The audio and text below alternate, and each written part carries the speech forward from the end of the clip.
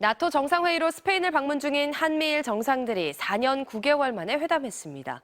한일 정상도 여러 번 만났는데 대통령실은 한일 관계 개선에 실마리를 찾았다고 평가했습니다.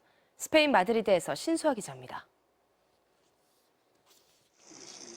회담을 주최한 조 바이든 미국 대통령을 사이에 두고 윤석열 대통령과 기시다 후미오 일본 총리가 좌우로 앉았습니다. 4년 9개월 만에 열린 한미일 정상회담에선 북한 핵 문제가 집중 논의됐습니다. Our trilateral cooperation, in my view, is essential to achieving our shared objective, including a complete denuclearization of the Korean Peninsula. 윤 대통령은 북핵 문제 대응에 세 나라 협력이 중요하다고 강조했고, 북한의 핵미사일 위협이 고도화되고 국제 정세의 불안정성이 커진 상황에서 한미일의 협력의 중요성은 더욱 커졌습니다. 기시다 총리도 한미일 연계를 꼭 강화해야 한다고 했습니다.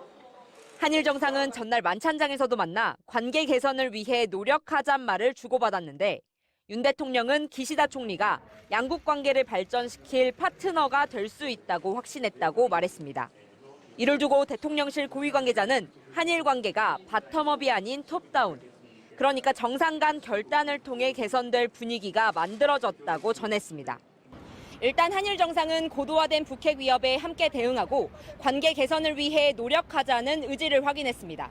다음 달 일본의 참의원 선거 이후에 한일 관계 개선에 시동을 걸 전망입니다. 스페인 마드리드에서 MBC 뉴스 신수아입니다. 내년도 최저임금이 올해보다 5% 오른 시간당 9,620원으로 결정됐습니다. 이번에도 공익위원회 중재안으로 정해졌는데 노동계와 경영계 모두 크게 반발했습니다. 차주혁 기자입니다. 내년도 최저임금은 시간당 9,620원, 올해 9,160원보다 460원, 5% 인상됐습니다. 월급으로 따지면 201만 580원입니다. 핵심 쟁점인 인상률 5%는 공익위원들이 결정했습니다. 최저임금 인상 요인인 경제 성장률과 물가 상승률, 여기서 인하 요인인 취업자 증가율을 뺀 수치입니다. 실질임금과 실질 생계 수준을 보장하는 차원에서 소비자 물가 상승률을 결정 산식의 중요한 요소로 고려했다라고 이해해 주시면 될 것 같습니다. 10% 이상 올려야 된다. 2% 인상도 어렵다. 법정 시한 직전까지 격차를 좁히지 못한 노사 양측은 5% 중재안이 나오자 모두 반발했습니다. 먼저 민주노총 위원 4명이 공익위원 중재안에 항의하며 퇴장했습니다. 물가 인상률에도 못 미치는 그러한 안이고 결국은 임금이 인상되는 것이 아니라 동결을 넘어서서 실질 임금이 삭감되는 그러한 수준입니다. 중소영세기업과 소상공인들이 감당할 수 없는 인상률이라며 사용자 위원 9명도 표결 없이 기권했습니다. 5%를 과연 받을 수 있느냐 하는 부분에 대해서 저희들이 상당히 불만을 갖게 됐고 그 부분 때문에 저희들이 표결에는 최종적으로 참가를 안 하고 나오게 됐습니다. 결국 표결에는 공익위원 9명과 한국노총위원 5명만 참여했고 반대와 기권 한 표씩을 제외하고 찬성 12표로 9,620원이 최종 가결됐습니다. 5.0%는 사실 물가 전망치를 상회하긴 하지만 앞으로 오를 물가를 감안한다라고 했을 때 이게 충분하지 않다. 최저임금 9,620원은 8월 5일까지 고용노동부 장관이 확정하면 내년 1월부터 적용됩니다. 진통과 파행 끝에 공익위원 중재안으로 잠정 결론 났지만 노사 모두 크게 반발하고 있어 후폭풍이 거셀 것으로 보입니다. MBC 뉴스 차주혁입니다. 완도에서 실종된 일가족의 차량이 어제 인양됐는데 시신 3구가 발견됐고 그 가족인 것으로 확인됐습니다. 경찰은 타살 흔적을 발견하지 못했습니다. 박종호 기자입니다.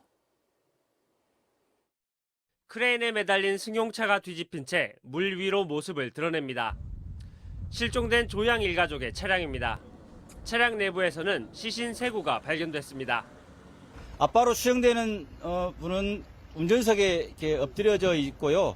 그다음에 엄마하고 딸은 뒷좌석으로 추정을 하고 있습니다. 경찰은 지문을 대조해 이들 시신이 실종된 조양 가족인 것으로 확인했습니다. 시신 3구의 옷차림도 가족의 모습이 담긴 CCTV 영상과 일치했습니다. 바닷속에서 인양된 차량에 대한 조사도 시작됐습니다. 인양 당시 가두리 양식장 주변 바닷속 10m 지점 갯벌에 묻혀있던 차량은 운전석을 제외한 다른 문이 잠겨 있었습니다. 하지만 차량 변속기는 주행이 아닌 주차 상태였습니다.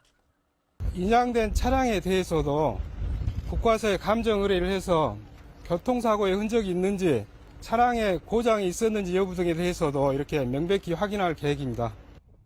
경찰은 인양한 시신을 검시한 결과 타살 흔적을 발견하지 못했지만 유가족과 협의한 뒤 부검을 통해 정확한 사인을 규명할 방침입니다.